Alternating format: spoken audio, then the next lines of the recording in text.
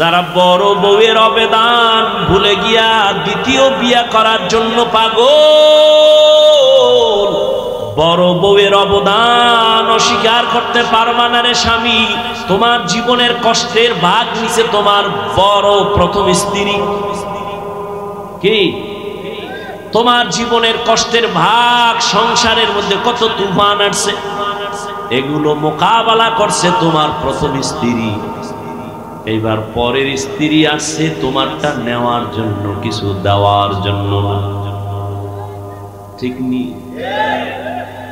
রহমতের নবী খাদিজা রাদিয়াল্লাহু আনহার কথা মনে করে কাপি যতদিন বেঁচে ছিলেন নবী দ্বিতীয় বিবাহ করেন নাই। এক আল্লাহর বান্দা দ্বিতীয় বিয়া কইরা কত গর্ব করে। আমি বললাম কেমন আছেন? কয় অনেক ভালো আছি। আমি যখন দুইটা কথা বলছি না, কয় আমি করবো কি? তুমি সাগরে ঝাঁপ দাও। এই বড় স্ত্রী, তার অন্তরে চাপা কত কষ্ট, স্বামীর ঘরে সে কত তুফান আর কত ঝড় ঝাপটা বরদাস্ত করে সংসার আমি সুন্দর করে সাজাইলাম। সাজানো সংসারে আইসা আর একজনে ফুল ফুটাবে, এটা প্রথম স্ত্রী মেনে নিতে পারে না। এরপর আসো সন্তান, ওই ঘরেও সন্তান, দ্বিতীয় ঘরেও সন্তান। যতই বাহাদুরি করো সন্তানের মনে কিন্তু একটা চাপা কষ্ট থেকে যায়, বলতে পারে না। কয়েক মাস আগে রাজশাহী একটা মেয়ে লাইভে আসিয়া আত্মহুতি দিয়েছে, ফাঁস দিয়েছে আর বলেছে, বাবা তোমার কারণে মরে গেলাম, তুমি আর একটা বিয়া করছো।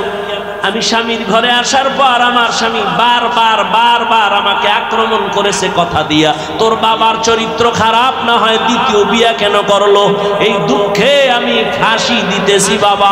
লাইভে এসে মেয়েটা বলে মরে গেল। কোথায়? খবর নাই হুজুর, খবর নাই দ্বিতীয় বিবাহ করনেওয়ালাদের। পাগল হয়ে গেছে। তুমি বাবা মরে যাইবা, কিন্তু সন্তান আজীবনের জন্য বুক উঁচু করে কথা বলতে পারবে না। যেখানে যাবে একটা দুর্বলতা ভেতরে কাজ করবে। বাবা আমার তো এক মা না দুই মা। এইভাবে মনের ভেতর একটা চাপা কষ্ট থাকে, মানুষও বাজে কথা বলে। এরপরে আসেন ইনসাফ। কি ইনসাফ? একজনে 3 বিয়া করছে, কয় আপনি সবার ইনসাফ ঠিক রাখেননি। বলে হ্যাঁ কেমনে? কয় ছোট বউয়ের ঘরে রাত কাটাই আর 2 বউয়ের সাথে মোবাইলে কমপ্লিট করি, মোবাইলে কথা কই। ইনসাফ। অথচ আল্লাহ পাক বিবাহের আয়াতের ভেতরে বলছেন ফাঙ্কিহু মা তাবা লাকুম মিনান নিসা মাসনা ওয়া সুলাসা ওয়া রুবা ফাইন খিফতুম আন লা তা'দিলু ফাওয়াহিদা। এটা একটা রেড সিগন্যাল লাগায়া দিছে। তোমার যদি প্রয়োজন হয়, তোমার যদি সামর্থ্য থাকে, 2, 3, 4 বিয়া করো। যদি ভয় তোমার অন্তরে থাকে, ইনসাফ বজায় রাখতে পারবা না, একটা নিয়ে জীবন কাটাও। এক স্ত্রী এত বুদ্ধি, জীবনভর বিক্রি করলা বুদ্ধিজীবী। বলো তোমার বুদ্ধিজীবীর জিবি কত? 1 জিবি না 2 জিবি না 4 জিবি না 8 জিবি? কয় জিবি টিবি বুঝি না, মাঝে মাঝে হ্যাং হয়ে যায়। আর জিবি যখন হ্যাং হইয়াই যায়, তখন মাইক সামনে পাইলে আলেমের বিরোধিতা করে। ইলমে রা'জাজ করদন বেহিসাব, খলকেরা দাদন জওয়াবে বাসওয়াব। আল্লাহ হেদায়েত দান করুন।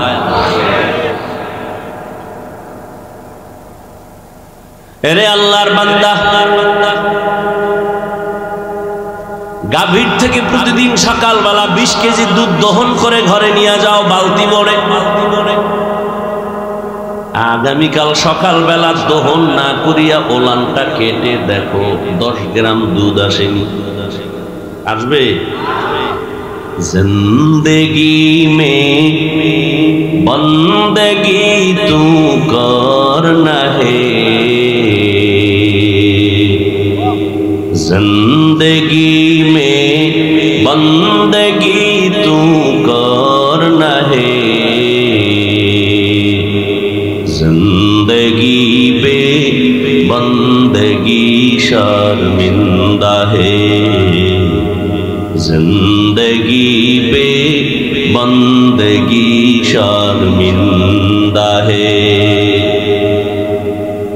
তোমার বোনের বয়স 30, এই যুবকেরা তোমার বোনের বয়স 30, তোমার বয়স মাত্র 26। তোমার গালে দাড়ি কেন? তোমার বোনের গালে দাড়ি নাই কেন? কয় আল্লাহ ভুল করছে। আল্লাহ যদি আমার বোনের দাড়ি দিয়ে আমারে না দিত তাই তো ভালো হতো। তোমার বোনের বয়স 30, একটা দাড়ি নাই। তোমার বয়স মাত্র 25 থেকে 26, তোমার ঘরে দাড়ি কে দিছেন? আল্লাহ ভুল করছেন। ও আল্লাহর গোলাম, মন চায় রাখো দাড়ি, না হয় ফেলে দাও। মন চাইলে নামাজ পড়ো, মন চাইলে পড়ো না, মন চাইলে হালাল খাও, মন চাইলে খাও না। এই জিন্দেগির আর কত দাম? চোখের সামনে 3 সাদা কাপনের প্যাকেট হয়ে কত যুবকের কবরে রাখলাম। ছাত্র জনতার আন্দোলনে কত তাজা প্রাণ চলে গেল। করোনায় চলে গেল, ডেঙ্গুর আক্রান্ত হয়ে কত প্রাণ চলে গেল। এখন তোমার আমার পালা, আগামী বছর পর্যন্ত বাঁচার গ্যারান্টি আসেনি। এরে যুবক ভালো করে বুঝো, হিন্দুদের বুঝাইতে কষ্ট হবে, ইহুদির বুঝাইতে কষ্ট লাগবে, খ্রিস্টানের বয়ান করে বুঝাইতে কষ্ট হবে। তুমি তো মুসলমান, তুমি আল্লাহ মানো, নবী মানো, কোরআন মানো, হাদিস মানো, কাবা মানো, ধর্ম মানো, কালেমা মানো। তোমাকে বুঝাইতে এত কষ্ট হবে কেন? বয়ান করতে হবে কেন? তুমিও যে আল্লাহর গোলাম, আমিও সে আল্লাহর গোলাম। তোমার আল্লাহ আমার আল্লাহ এক, তোমার নবী আমার নবী এক, তোমার কোরআন আমার কোরআন এক, তোমার কাবা আমার কাবা এক, তোমার কালেমা আমার কালেমা এক, তোমার ধর্ম আমার ধর্ম এক। তুমি আমি দুনিয়াতে আসছি এক। বিদায় বেলা কাফন হবে 3টা, তাও এক, কালার হবে আলাদা। হুজুরদের কাফনের কালার একরকম, তোমাদের কালার আর একরকম। কোটিপতি মারা গেলে তার সম্মানে একটা কাফন বাড়ায় দেওয়া হবে, গরিব মারা গেলে একটা কাফন কমায় দেওয়া হবে। আজকে আমি বক্তার বয়া ভাব নিয়ে বসে আছি, আমার কত সম্মান, আমার কত দাম। আজকে তুমি টাকাওয়ালার ভাব নিয়ে বসে আছো, বাড়ির ভাব দেখাও, ক্ষমতার ভাব দেখাও। সাদা কাফনে যেদিন ঢুকবি সেদিন সব ভাব বন্ধ হয়ে যাবে। दुनिया में हो दुनिया का ताल्लुकार न हो, बाजार से गुजारो हो खरीदार न हो। ये दुनिया एक मिसल कागज फूल है, ये दुनिया एक मिसल कागज फूल है। जिंदगी में बंदगी तू करना है, जिंदगी बे बंदगी शर्मिंदा है, जिंदगी बे बंदगी शर्मिंदा है। ओ যুবক আল্লাহর গোলাম, তুমি কি জানো না? দেশ বছর আগে রহমতের নবী আমার গর্ব করে বলেছেন, ও যুবক, বুড়ারা আমি মুহাম্মদের বিরোধিতা করেছে, যুবকেরা উপকার করেছে। নবীজির উপকার কারা করছে? আর বুড়ারা সব কথা কয় না। এই বুড়ারা প্যাঁচ লাগাই কিলাকিলি বাজায়। আবু জাহাল নবীর দুশ্মন বুড়া, আবু লাহাব নবীর বিরুদ্ধে বুড়া, যুবক রসুলের পক্ষে দাঁড়ায় গেল 27 বছরের বয়সের ওমর। 11 বছর বয়সে রসুলের পার্শ্বে দাঁড়ালেন রসুলের চাচাতো ভাই হযরত আলী, কালেমা পড়ে ফেললেন। এতদিন ছিল চাচাতো ভাই, এখন হলো রসুলের সাহাবী, কিছুদিন পরে হবেন জামাতা। কে সে আলী? জ্ঞানের ভান্ডার আল্লাহ দান করেছেন, যে নবী আলীর জন্য কলিজা ভরে দোয়া করেছেন, আনা দারুল হিকমাহ ওয়া আলীউন বাবুহা, আমি মুহাম্মদ হলাম ইলম হিকমতের ঘর, আর এই ইলম হিকমতের ঘরের দরওয়াজা হলো আমার আলী। তুমি যুবকের দ্বারা কি উপকার হচ্ছে রসুলের করার সুযোগ আছে না নাই? কিন্তু তুমি সুযোগ আছে, কিন্তু করো কি? নিজেও নামাজ পড়ো না, অন্যে নামাজ পড়ে পছন্দ করো না। নিজেও টুপি পরো না, অন্যে টুপি পরে পছন্দ করো না। নিজেও হালাল খাও না, অন্যে হালাল খায় পছন্দ করো না। যদি এমনটাও হইতা, একজনে দাড়ি রেখেছে তুমি রাখো নাই, তুমি যদি যুবকের পাইয়া ধন্যবাদ দিয়া বলতা, ভাইজান তুমি দাড়ি রাখছো, ধন্যবাদ, দরকার আমি পারি না, চেষ্টা করতেছি, দোয়া করিও, বুঝা যাইতো তুমি রহমতের নবীর উপকারের পথে চলতেছো। কিন্তু যদি এমন হয় তোমার হালাত, নিজে দাড়ি না রাখে একজন যুবক তোমার বন্ধু দাড়ি রাখছে, তুমি দেখা বললা বিয়া করছো, কয় করি নাই, সর্বনাশ, এত তাড়াতাড়ি তোরে বুজুর্গ কে হইতে বলেছে? এত তাড়াতাড়ি বুজুর্গ হয়ে গেলি কেন? তুই কি মরবি তাড়াতাড়ি, বাঁচবি না? কহা তো মনের মতো আরো ঘুরাল, আর একটু আনন্দ করে নে, সময় পাবি না, দাঁড়িয়ে রাখলে করা যাবে না। এরে যুবক আল্লাহর গোলাম, আল্লাহ মেধা দিয়েছেন, একটু খাটাইয়া হিসাব করো, আমার কথাগুলো একটু চিন্তা করো বাবা। কুত্তা শুয়ারে রে আল্লাহ চিন্তা করার মতো মেধা দেন নাই, দিছেন একমাত্র মানুষের। একটু চিন্তা করো রে বাবা, জীবনে মাদ্রাসার বারান্দায় যায় নাই, জীবনে কোনোদিন আলিফ বাতাও পড়ে নাই, এমন যুবক জেনারেল লাইনে চাকরি করে, ব্যবসা করে, স্কুলে পড়ে, 5 ওয়াক্ত নামাজি, দাড়িওয়ালা আছে না নাই? সত্য কথা সাক্ষী দাও। ঢাকা বিশ্ববিদ্যালয়ে যাও, পাগড়ি লাগানো, দাড়ি লম্বা, লম্বা পোশাক, পেছন থেকে দেখলে মনে হয় বাইতুল মুকাররমের খতিব, কিন্তু সালাম দিয়া জিজ্ঞাসা করো কোথায় কি করেন, বলে আমি ঢাকা কলেজে পড়ি, স্কুল কলেজে পড়ি। আর তোমার মতো যুবক যদি নামাজ পড়তে পারে, তুমি তোমাকে প্রশ্ন করো তুমি কেন পারো না? আমি তো হুজুর হইতে বলি নাই, বলছি আমি একবারও বলি নাই, বরং বাংলাদেশে আমি বুকে সাহস নিয়ে বলি, যুবকের পক্ষে আমি সান্ত্বনার বয়ান করি। স্কুলে বড় ধন্যবাদ, কলেজে বড় ধন্যবাদ, চাকরি করো ধন্যবাদ, তোমাকে আমার মতো হুজুর হওয়ার দরকার নাই।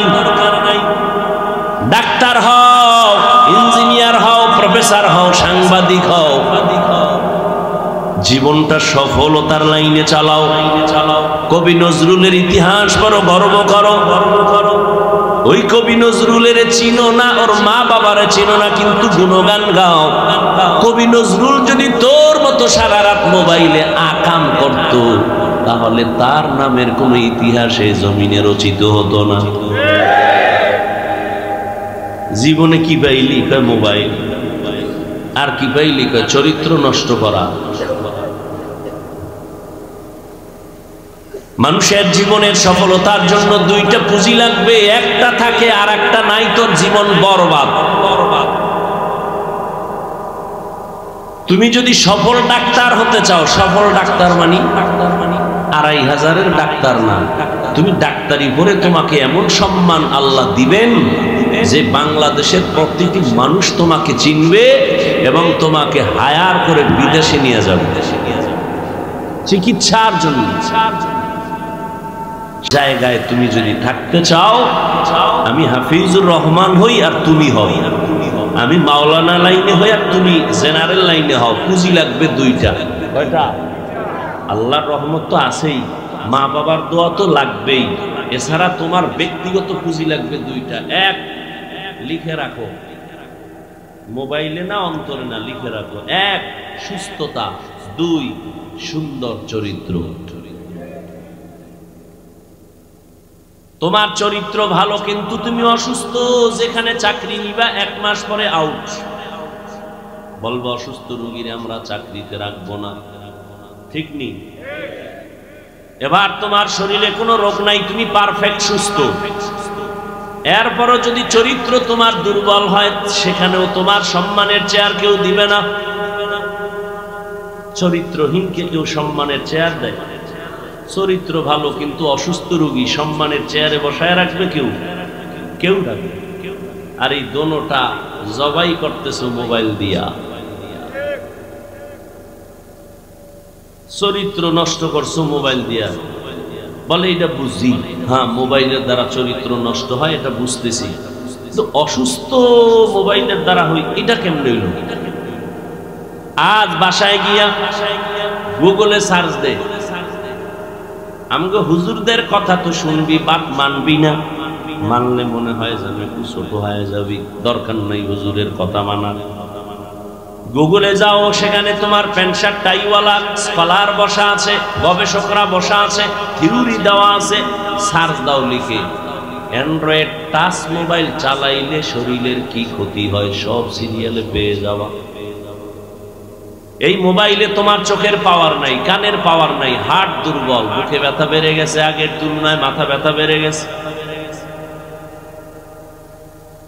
এইটা হুজুরগো কথা। তোমগো লাইনের মুরব্বী যারা প্যান্ট শার্ট টাইওয়ালা, এরা বলছে এটা মানবা না, আমগোটা না মানলে তো সমস্যা নেই, এদেরটা তো মানতে হবে।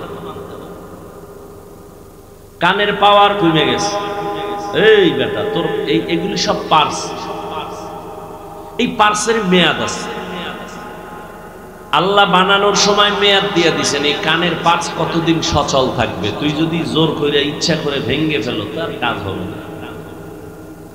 জীবনে আমি কতটা কথা বলবো বেঁচে থাকার পর, আল্লাহ পাক তাও বাজেট করে দিছেন। আমার পার্সের বাজেট আছে, আমার কথার বাজেট আছে, খানার বাজেট আছে, হায়াতের বাজেট আছে। এই যুবক, কথারও কি আছে? বাজেট আছে।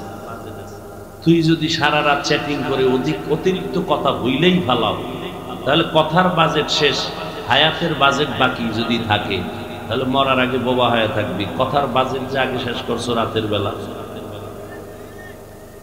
আমার কথা বুঝে আসে?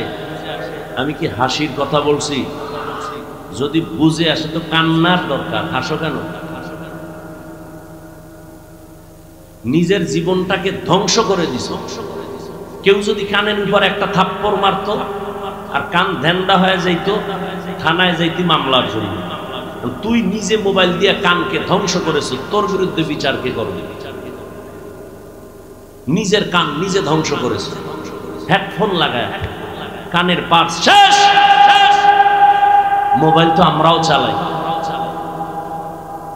মাঝে মাঝে কিতাবাদি দেখি, কিন্তু এখন চাইলে 5 মিনিট পরে গোলায় যায়, চোখে দেখি না। এখন মোবাইল দেখে ভিতরে আসে না কথাগুলো, বিরক্ত, মাথা ব্যথা করে। আমার হালাত যদি এমন হয়, তোমারটা কি হবে? আবার এই মোবাইল চালাইতে চালাইতে কিছু যুবক তোমাদের মতো রাস্তার উলঙ্গ পাগল হয়ে ঘুরে। আছে? মানো আর না মানো, সত্য কথাটা স্বীকার করো।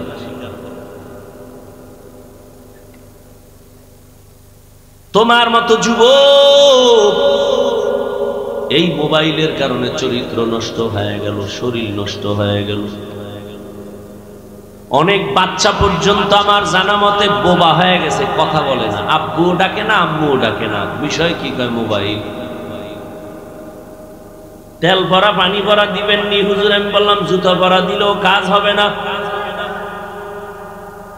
মোবাইল দেখতে দেখতে আর এখন আব্বু আম্মু বলতে পারে না, ওলি কার্টুন দেখতে দেখতে সব ওই লাইন হয়ে বোবা হয়ে গেছে। কি আর বলবো? এগুলো কি আমি বানায় বলতেছি? আল্লাহ হেদায়েত দান করুন।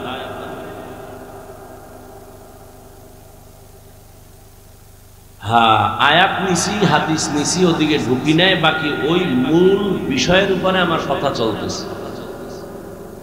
এবার তর্জমা বলে সংক্ষিপ্ত কিছু ব্যাখ্যা শুনাই। হেদায়েতের মালিক আল্লাহ, বলার দায়িত্ব আমাদের, মানবেন কিনা সে দায়িত্ব আপনাদের। ইয়া আইয়ুহাল্লাযীনা আমানুত্তাকুল্লাহ, আল্লাহ বলেন ও মুমিন আল্লাহকে ভয় করো, তাকওয়া অর্জন করো। ওয়া কুনু মা'আস সাদিকিন, আল্লাহর প্রিয় বান্দা সত্যবাদী যারা তাদের বন্ধু হইয়া থাকো। একটা হাদিস পড়েছিলাম, নবী বলেন মান তাওয়াযা লিল্লাহ রাফাআহুল্লাহ, যে আল্লাহর জন্য নিজের বিনয়ী বানায়, ছোট বানায়, আল্লাহ তার মর্যাদা বাড়ায় দেয়।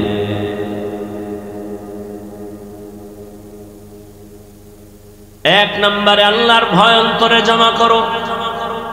এত বয়ান চলে, এত বয়ান,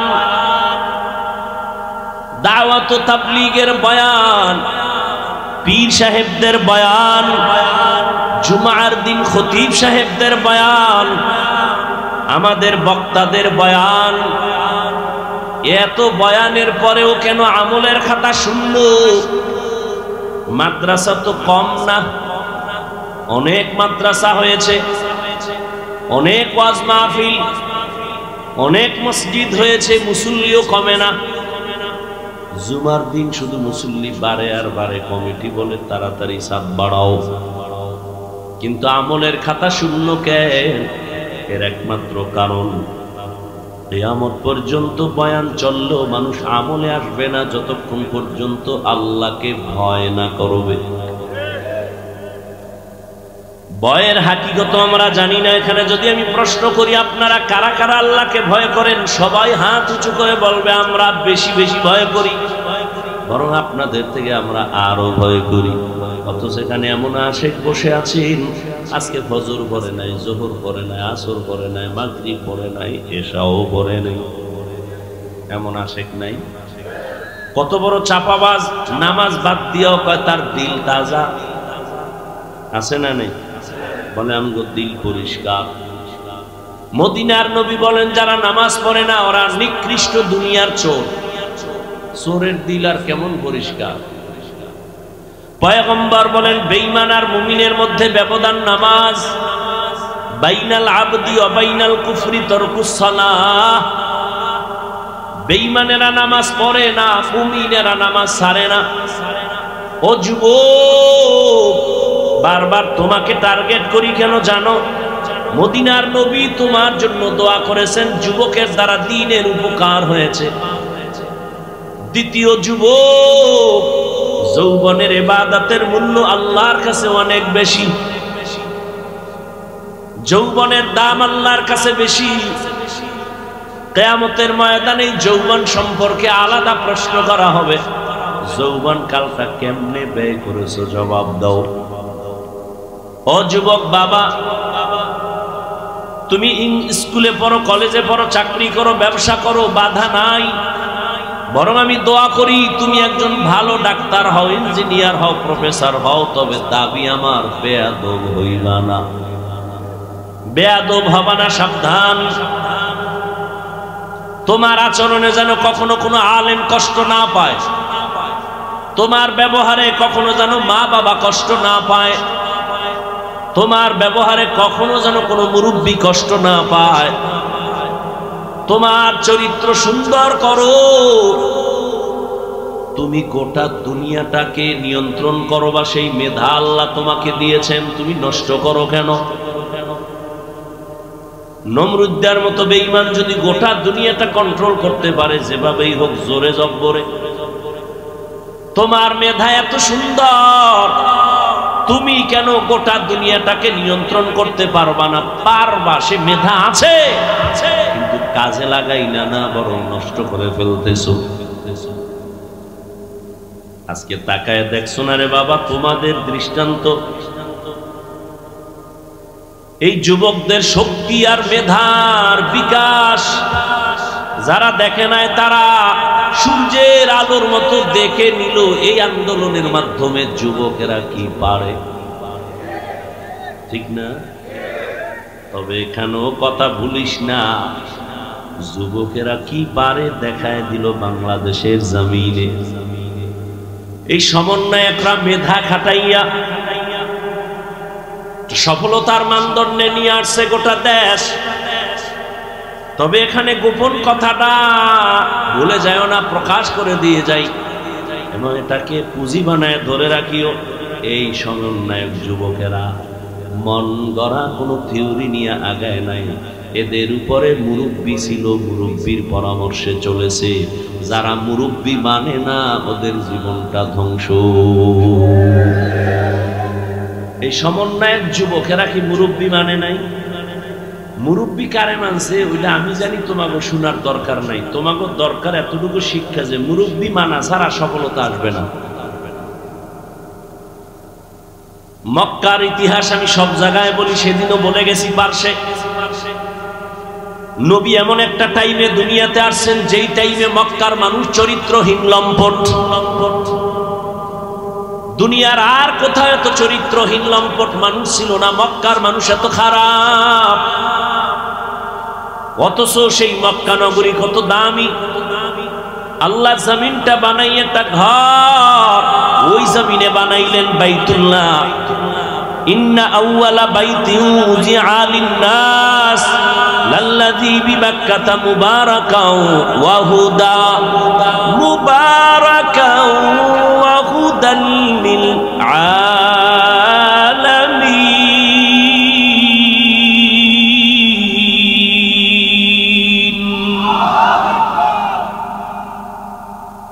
১৫০০ বছর হয়ে গেল, আল্লাহর কোরআনের একটা ভুল কেউ বের করতে পারলো?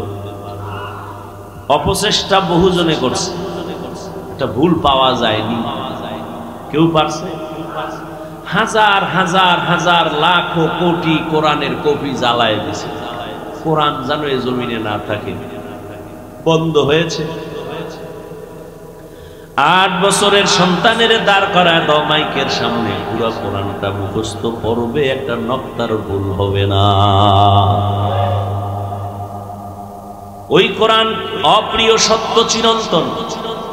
আল্লাহ বলেন আমি জমিনটা বানায় ঘর বানাইলাম বাইতুল্লাহ, এমন দামি একটা ঘর যে ঘরটার দিকে শুধু তাকায়া থাকবে অনবরত সওয়াব, শুধু দেখবে ওই আল্লাহর ঘর, সওয়াব শুধু তাকায় রয়েছে, কিচ্ছু পড়েও না, অনবরত আমল নামায় সওয়াব। কিছু কিছু জিনিস আল্লাহ কত দয়া আমাদের করছে, অনায়াসে ন্যাক করতে পারি সেই সুযোগ দিছে। তোমার কোনো কষ্ট লাগবে না, চোখ খুলে তাকায় দেখো সওয়াব। কি দেখবো? মা দেখ, বাপ দেখ, মা বাবার দিয়ে তাকায় থাকো, অনায়াসে সওয়াব। আল্লাহর কোরআনটা খুলে তাকায় দেখো, সওয়াব। ওলামায়ে কেরাম আহলে হক যারা, যাদের বয়ানে মানুষের দিল পরিবর্তন হয়, আমলের জন্য অন্তর তৈরি হয়, দেখো সওয়াব। বাইতুল্লাহর দিয়ে তাকায় থাকবা, সওয়াব। এত দামি বাইতুল্লাহ, যেই বাইতুল্লাহর বাউন্ডারি আর এরিয়ার মধ্যে ঢুকলেই একবার আল্লাহ বললে ১,০০,০০০ বার আল্লাহ বলার সওয়াব। এত দামি জায়গা, প্রশ্ন বড় কঠিন, এত সুন্দর দামি জায়গার মানুষগুলো কেন পৃথিবীর নিকৃষ্ট লম্পট চরিত্রহীন? আরে ভাই, আতরের দোকানে গেলে কিনতে না পারলে অন্তত গ্যারান্টা তো পাওয়া যায়। কি ভাই? তাহলে বাইতুল্লাহর মতো জায়গার মানুষ খারাপ হতে পারে মানি, কিন্তু পৃথিবীর থেকে সব থেকে খারাপ কেন, এর একমাত্র জবাব মুরব্বি মানে নাই। আমার বয়ানের মূল থিম যে আয়াত পড়ছি এর বিষয়বস্তু, এক আল্লাহকে ভয় করো, দুই মুরব্বি মেনে চলো। এটা আমার আয়াতের বিষয়বস্তু। যারা মুরব্বি মানে না, আল্লাহর কসম একবার, আল্লাহর কসম দুইবার, আল্লাহর কসম তিনবার, ওয়াল্লাহি বিল্লাহি তাল্লাহি, যারা আল্লাহর খাঁটি বান্দা, যারা তাকওয়াওয়ালা, এদেরকে না মানিয়া নিজের মন মতো চলে, এদের দুনিয়াও বরবাদ, আখিরাতও বরবাদ।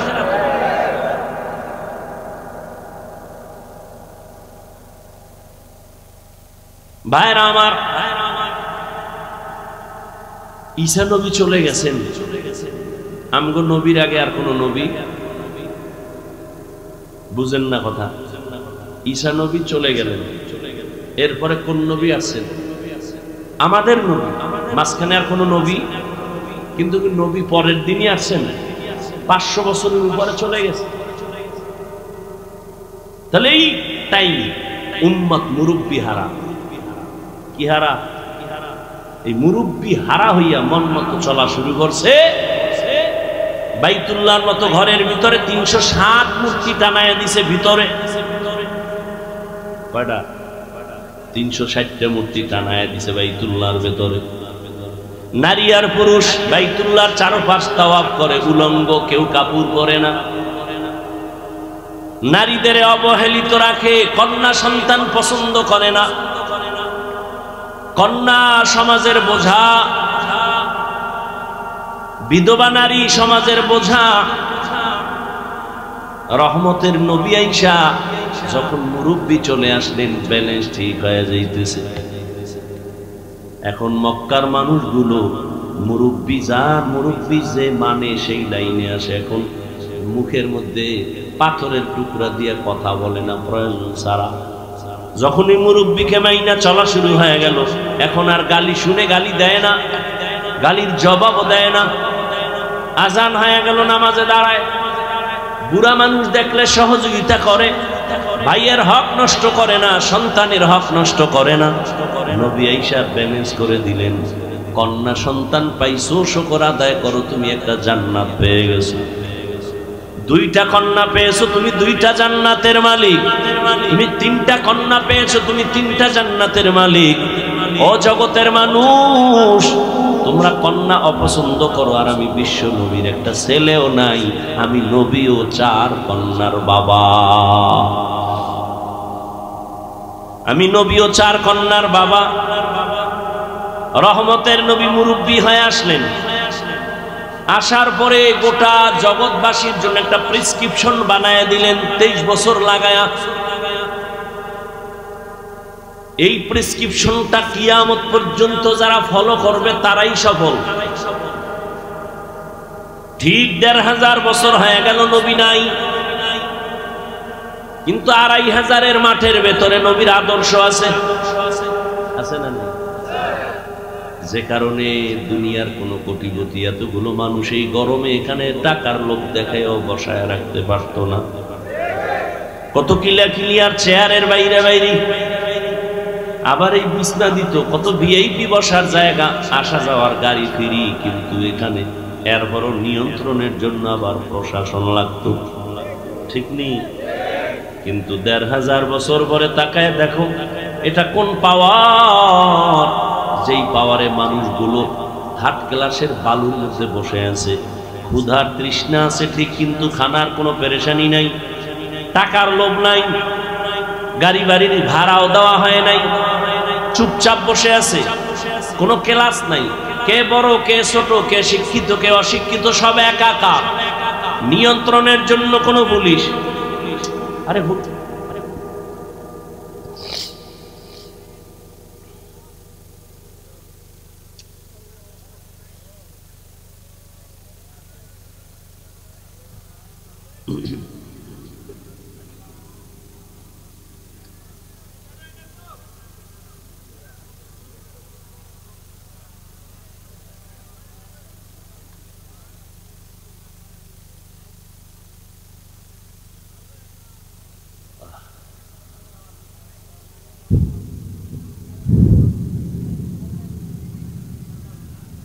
এই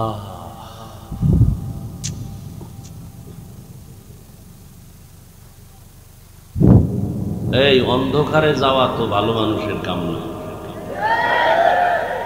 আন্দোলন করলাম, আবার এই নতুন কাহিনী শুরু করছেন। অন্ধকারে পালায় যাও, এটা কোনো সভ্য মানুষের কাজ? এটা কোন নিয়ম? বাতি নেই, আসতে ফাঁকে ভোগে গেছে। জোতাগুলো খেয়াল করেন আছে না নিয়ে গেছে।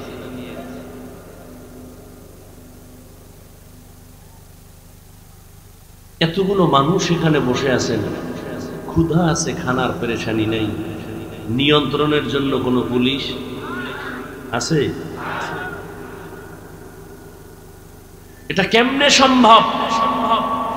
একমাত্র জবাব রাহমাতুল লিল আলামিনের আদর্শ মানার কারণেই সম্ভব। আপনাদের কষ্ট হইতেছে, আমি মোটামুটি গুছাই নিয়ে আসছি। সেই গরম, আর কি করবেন? ঘুমাবেন, শুধু শুধু মোবাইলে সময় নষ্ট করবেন। আর এখানে যতক্ষণ বসে আছেন অনবরত সওয়াব লেখা হচ্ছে। মা বাবার জন্য একটু দোয়া করেন, দেশের জন্য দোয়া করেন।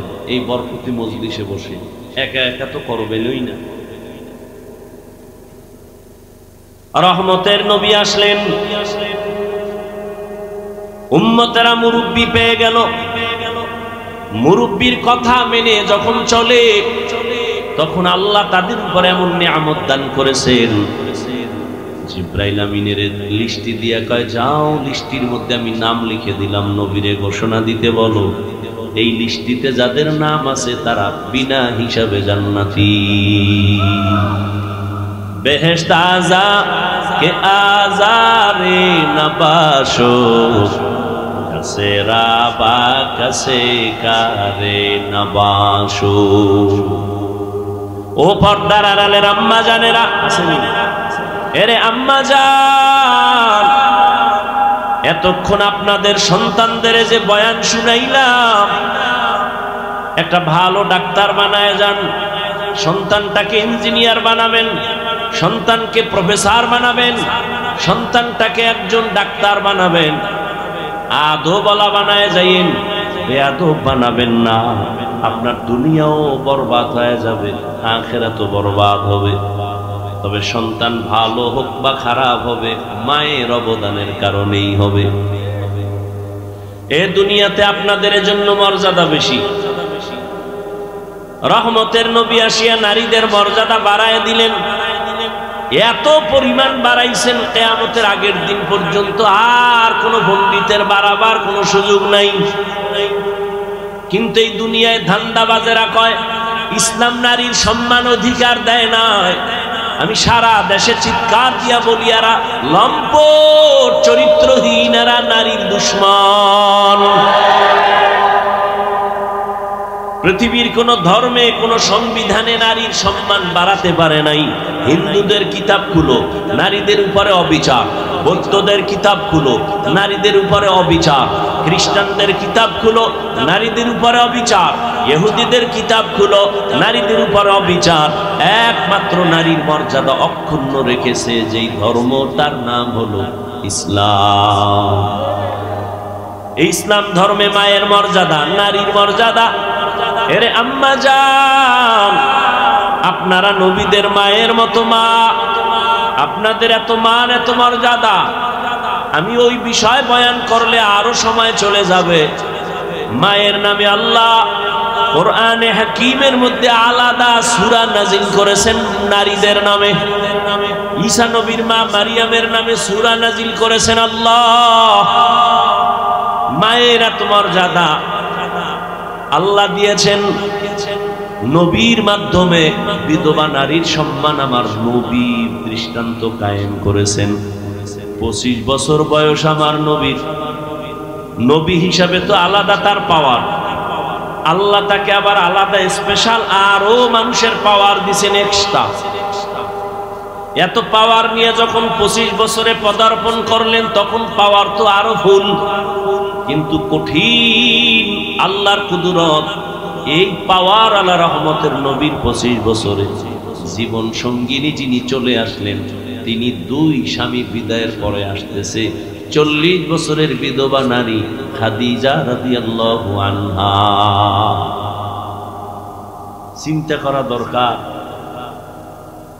যে নবীর বয়স 25, বিবাহ করেন নাই, নবী হিসাবে তার পাওয়া, সেই সময় ভালো একটা কুমারী নারী বিবাহ করবেন কথার কথা, কিন্তু আসলেন একটা বৃদ্ধা নারী 40 বছর বয়স, আবার দুই স্বামী চলে গেছে, তৃতীয় স্বামী আমার রাসূল, দুই সন্তানের জননী খাদিজা রাদিয়াল্লাহু আনহা। দেখেন আল্লাহ কেমন ভালোবাসা সৃষ্টি করলেন। নবী আরো বিবাহ করেছেন, কিন্তু খাদিজার মায়া মৃত্যু পর্যন্ত রাসূল ভুলতে পারেননি। আম্মা জান আয়েশা বলেন, আমি 6 বছর বয়স যখন আমার হয়, ও মা বোনেরা মাইকের আওয়াজটা ভালো করে শুনেন রে আম্মা জান আয়েশার বয়স যখন 6 হয়, নবীর সাথে তখন বিবাহের বন্ধন হয়। আম্মা জান আয়েশা রাদিয়াল্লাহু আনহার বয়স যখন 9, তখন নবীজির ঘরে আসছেন। এই হলো কুমারী নারী, একমাত্র নারী। 6 বছরে বিবাহ বন্ধন, 9 বছরে নবীজির ঘরে আসছেন। আম্মা জানের 18 বছর যখন বয়স হলো, তখন নবী দুনিয়া থেকে চলে গেলেন। জীবনে একটা কুমারী নারী পাইলেন, তাও রাসূলের শেষ জীবন। এই বেঈমানের বাচ্চাগুলোকে কি পরিমাণ জুতার বাড়ি দেওয়া দরকার, এই নাস্তিকের বাচ্চারা যারা রাসূলের বিবাহ নিয়ে বাজে কথা বলে।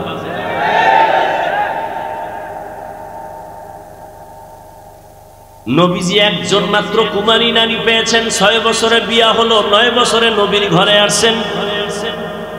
আয়েশা নবীর ঘরে 18 বছর যখন আম্মা জানের বয়স, তখন নবী বিদায় হয়ে গেলেন। বলেন আমার আম্মা জান নবীর ঘর করলেন কয় বছর? আমাদের বোনদের তো 18 বছরের বিয়াই হয় না, কি আবার আইন করে 18-র আগে বিয়া নয়, 24-এর আগে না। আর আম্মা জানের 18 বছর বয়স হয়েই গেল, নবী এখন বিদায়। নবীজির ঘর করলেন মাত্র 9 বছর। আম্মা জান 9 বছর নবীর ঘর করে কি পাইলেন? আম্মা জান বলেন, আমি 2000-এর উপরে হাদিসের হাফেজা হয়ে গেছি। দুনিয়াতে শ্রেষ্ঠ তাফসীরকারী, কোরআনের তাফসীর করনেওয়ালা একমাত্র আম্মা জান আয়েশা। নারীদের এত মর্যাদা, কিয়ামতের দিন আল্লাহ যদি বলেন আমি ওই ব্যক্তিটাকে দেখতে চাই, পুরস্কার দিব কোটি মানুষের সামনে, ওই ব্যক্তিকে বলে যেই ব্যক্তি প্রথম আমার বন্ধু মুহাম্মদের হাতে কালেমা পড়ছে, প্রথম আমি আজকে কিয়ামতের মাঠে তাকে পুরস্কার দিব। পৃথিবীর কোটি কোটি পুরুষ একটাও দাঁড়াবার সাহস পাবে না, একজন নারী দাঁড়ায় বলবে মুহাম্মদের হাতের প্রথম কালেমাওয়ালা আমি এক নারী। নাম কি? খাদিজা। আম্মা জান আয়েশা বলেন, আমি মাঝে মাঝে তাকায় দেখতাম রহমতের নবী আমার হুজরায় বসে গুনগুন করে কাঁদেন। আমি প্রশ্ন করেছিলাম, নবীজি কেন কাঁদেন? নবী আমার কোনো বেয়াদবি হয়েছে নাকি? বলে না, বেয়াদবি হয় নাই। কেন কাঁদেন? বলে ও আয়েশা তুমি বুঝবা না। বলে একটু বলেন। নবী বলেন, আয়েশা আমার জীবনের একজন বিবি ছিল খাদিজা, তিনি আমার দুঃখের সময়ের বিবি, তুমি আমার সুখের সময়ের বিবি। ওই খাদিজার কথা যখন মনে পড়ে চোখের পানি ধরে রাখতে পারি না। ও আল্লাহর বান্দারা, নবীজি খাদিজাকে ভুলতে পারেন না, কারণ রহমতের নবী দুনিয়াতে এসে বাবা বলে ডাকতে পারেন না। 6 বছরে মা হারা অসহায় নবী আমার। নবী কোথাও থেকে দাওয়াত দিয়া ঘরে আসতেন, আসসালামু আলাইকুম ইয়া আহলাল বাইত বলতেন, গভীর রাতে দরজা খুলে যেত। নবী বলতেন, আপনি কি ঘুমান না? আম্মা জান খাদিজা বলেন, আমি ঘুমাই না, কারণ আমি জানি আপনার বাবা নাই, আপনার মা নাই। আমি তো 2 স্বামী ছেড়ে চলে আসছি, 2 সন্তানের জননী আমি। আজকে যদি আপনার মা বেঁচে থাকতেন, আপনার কষ্টের দাওয়াতের কথা স্মরণ করে মা ঘুমাইতে পারতেন না। আপনি বাহিরে দাওয়াত দিয়ে আসেন, চতুর্পার্শ্বে দুশ্মন, আমি ঘরের কিনারায় দাঁড়ায় থাকি, ডাক দেওয়া মাত্র যেন দরজা খুলতে পারি, রহমতের নবী যেন কোনো কষ্ট না পায়। নবীজি নবুয়ত লাভের আগে হেরা পাহাড় বেয়ে বেয়ে, পাথরের পথ, উঁচু পাহাড়, ওখানে গিয়ে ধ্যানে কাটাইতেন সপ্তাহে সপ্তাহ। আসেন না নবী, আম্মা জান খাদিজা বুড়া মানুষ মহিলা একা একা নাস্তা রেডি করিয়া ওই পাহাড় বেয়ে বেয়ে বেয়ে বেয়ে উপরে উঠে রাসূলের কাছে নাস্তা পৌঁছাইত। ও 2500-এর মুরব্বীরা, ও জ্ঞানীদেরকে বলবো, যারা বড় বউয়ের অবেদান ভুলে গিয়া দ্বিতীয় বিয়া করার জন্য পাগল, বড় বউয়ের অবদান অস্বীকার করতে পারবা না রে স্বামী। তোমার জীবনের কষ্টের ভাগ নিছে তোমার বড় প্রথম স্ত্রী। কি তোমার জীবনের কষ্টের ভাগ, সংসারের মধ্যে কত তুফান আসছে, এগুলো মোকাবেলা করছে তোমার প্রথম স্ত্রী। এইবার পরের স্ত্রী আসছে তোমারটা নেওয়ার জন্য, কিছু দেওয়ার জন্য না। ঠিক নি? রহমতের নবী খাদিজা রাদিয়াল্লাহু আনহার কথা মনে করে কাঁদতেন। আর তিনি যতদিন বেঁচে ছিলেন নবী দ্বিতীয় বিবাহ করেন নাই। এক আল্লাহর বান্দা দ্বিতীয় বিয়া কইরা কত গর্ব করে। আমি বললাম, কেমন আছেন? কয়, অনেক ভালো আছি। আমি যখন 2টা কথা বলছি না, কয় আমি করমুখী। তুমি সাগরে জাপ দাও। এই বড় স্ত্রী, তার অন্তরে চাপা কত কষ্ট, স্বামীর ঘরে এসে কত তুফান আর কত ঝড় ঝাপটা বরদাস্ত করে সংসার আমি সুন্দর করে সাজাইলাম। সাজানো সংসারে আইসা আর একজনে ফুল ফুটাবে, এটা প্রথম স্ত্রী মেনে নিতে পারে না।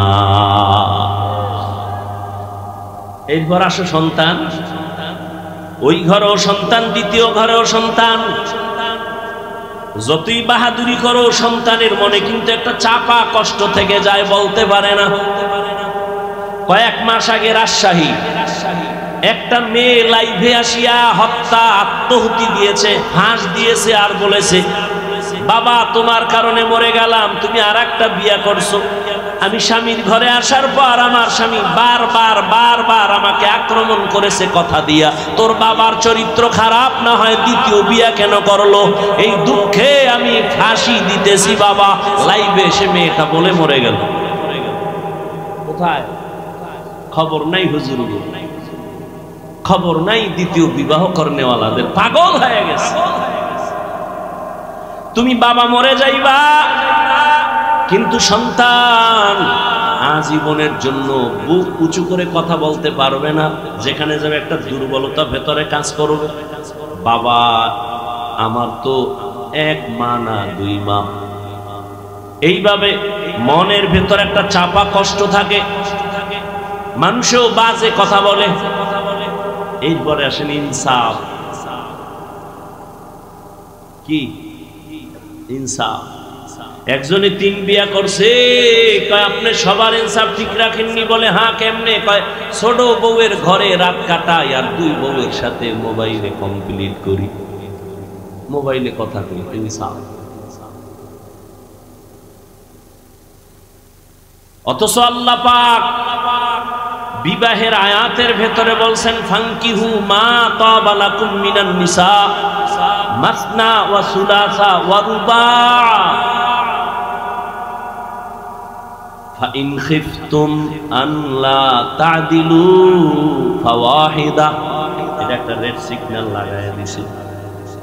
তোমার যদি প্রয়োজন হয়, তোমার যদি সামর্থ্য থাকে, 2, 3, 4 বিয়া করো। যদি ভয় তোমার অন্তরে থাকে, ইনসাফ বজায় রাখতে পারবা না, একটা নিয়ে জীবন কাটাও। এক স্ত্রীর হক আদায় করতে পারলা কিনা, সন্তানের হক আদায় করতে পারলা কিনা, আল্লাহ আমাদের বুঝার তৌফিক দান করুন। আম্মা জান আয়েশা বলেন, খাদিজার কথা মনে পড়ে রাসূল কান্না করেন। এত অবদান ওই খাদিজার। আরবের ধনাঢ্য নারী, আরবের মধ্যে খাদিজার মতো ধনী কেউ ছিল না। সব সম্পদ খাদিজা রাদিয়াল্লাহু আনহা রাসূলকে হাদিয়া দান করেছেন। আরো শুনেন, নবীজি যদি দোয়া করতেন উহুদ পাহাড় স্বর্ণ হয়ে যাও, হইতো না? কিন্তু নবীর বন্ধু, আপন মানুষ, বংশের লোকেরা নবীজিকে গৃহবন্দী করে শিয়াবে আবু তালিবের মধ্যে আটকায়া দিয়েছেন। 3 বছর পানি দেয় না, খানা দেয় না, কিচ্ছু দেয় না। নবীজি গাছের পাতা ছিঁড়ে ছিঁড়ে চাবাইয়া খেয়ে পেটের ক্ষুধা নিবারণ করছেন। ওই সময় আম্মা জান খাদিজা আরবের বড় ধনী নারী, কিন্তু নবীজির মোহাব্বত লাভের আশায় তিনিও নবীর কাছে গৃহবন্দির এরিয়ায় শিয়াবে আবু তালিবে যাইয়া নবীর সাথে 3 রাত্র কাটায়, আর তিনিও গাছের পাতা খায়। এই প্রথম স্ত্রী। আল্লাহ যদি নিয়ে যায় সেটা ভিন্ন কথা, নিয়ে গেছে আপনি আর একটা করছেন। প্রথম স্ত্রীর অবদান অস্বীকার করতে পারবে এমন একটা পুরুষ আমাকে দেখান তো।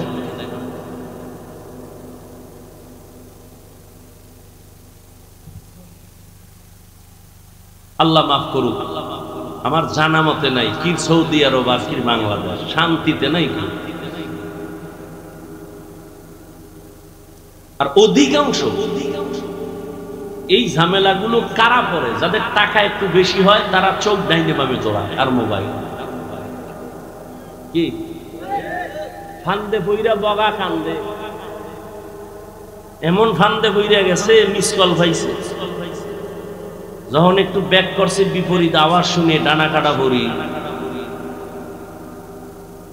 সুন্দর সুন্দর কথা কয় সাজায়া, মধুমাখা আওয়াজ, মাঝে মাঝে ইংলিশও কয়। আর হ্যাঁ বড় বউ তো ইংরেজি বুঝেই না। এখন আধুনিক তো একটু ইংলিশ দরকার। বাস ফান্দে হইরা বিয়ে করে গেছে। আর কেউ আছে টাকার গরম, আরে আমার টাকা আছে আমি 4টা খাওয়াইতে, 10টা খাওয়ানো আর হক আদায় করা এক না। আর এই সন্তানগুলো কার মুখের দিকে তাকাবে একবারও যদি বাবা চিন্তা করত, ওই পথে যেত না।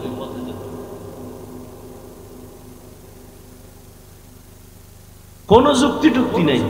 বিধবা নারী বিয়ে করবে নাইলে একে উপায়। তো বিধবা নারী কেউ আছে পাও ভাঙ্গা, কেউ আছে সহে দেয় না। এই একটা করো না দেখি তো, বিধবার প্রতি এত তোমার কদ্দুর মায়া। তুমি তো খুঁজে মুজা দেখবা সুন্দরী, রূপসী, ডানা কাটা ভরি, চোখ নেই একটা, বাপ পাও ভাঙ্গা হবে না। আল্লাহ আমাকে মাফ করেন, আমিন বলবেন। আল্লাহ আপনাদেরও মাফ করেন। আল্লাহ মা বোনদের ইজ্জতকে আরো বাড়ায় দেন। আল্লাহ পুরুষদেরকেও সঠিক সিদ্ধান্তে আল্লাহর মুহাব্বত নিয়ে চলার তৌফিক দান করেন। আমার এতক্ষণ এই বিষয়ে আলোচনার দ্বারা আপনারা কি বুঝলেন? আমি একাধিক বিবাহের বিরুদ্ধে কথা বলছি। এই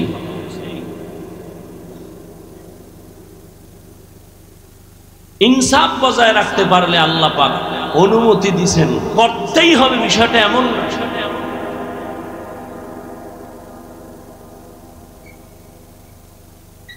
আল্লাহ আমাদের বুঝার তৌফিক দান করেন। রহমতের নবী বিধবা নারী খাদিজা রাদিয়াল্লাহু আনহাকে বিবাহ করে সম্মান বাড়ায় দিয়েছেন।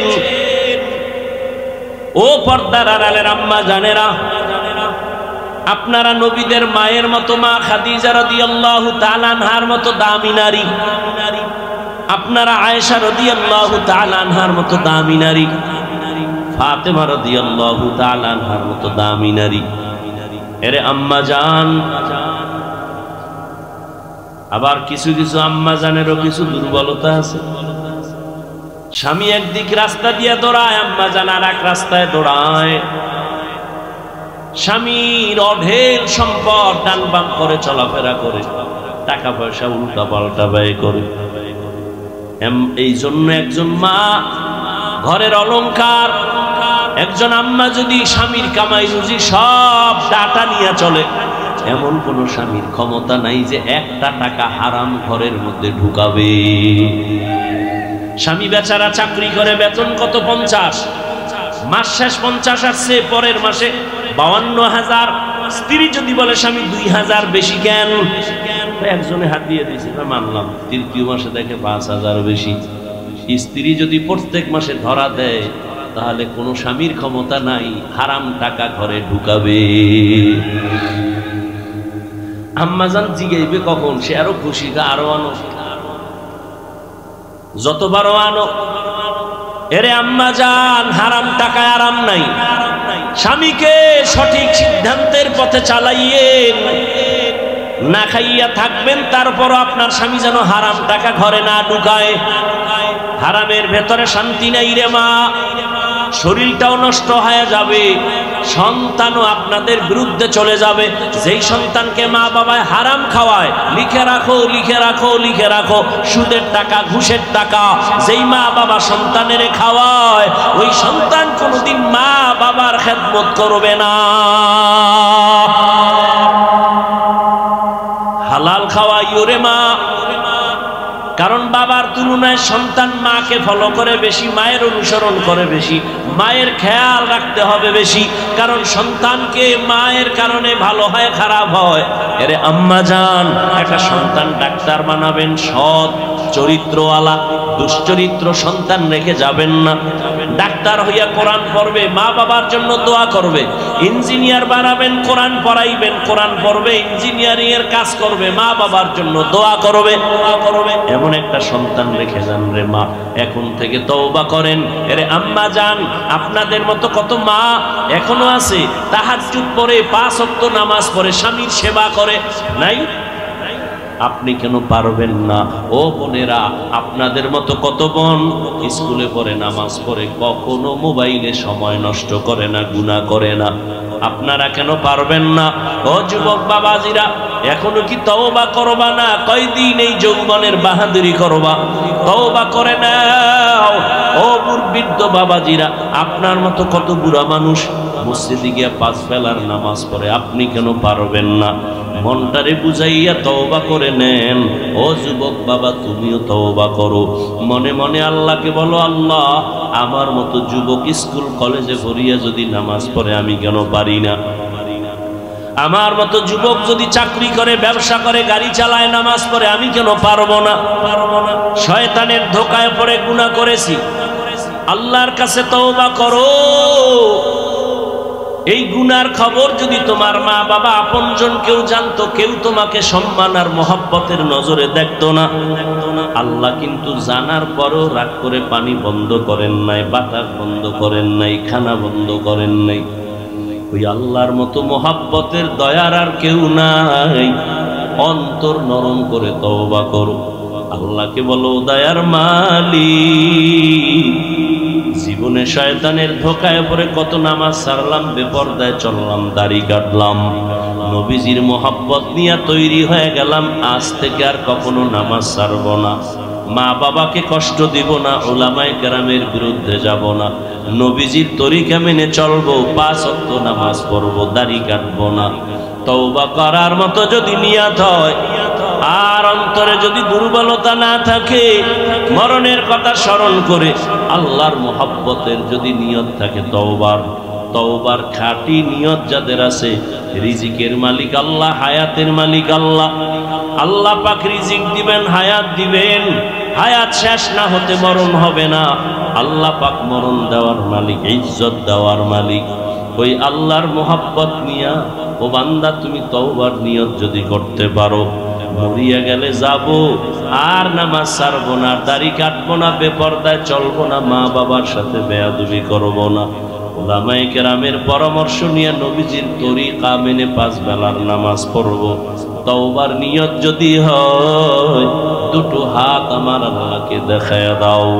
আয় আল্লাহ, হাতগুলো আমাদের কবুল করে নেন, তওবা কবুল করে নেন। আয় আল্লাহ, আমাদের তওবার উপরে মজবুত হয়ে চলার তৌফিক দান করেন। আমিন।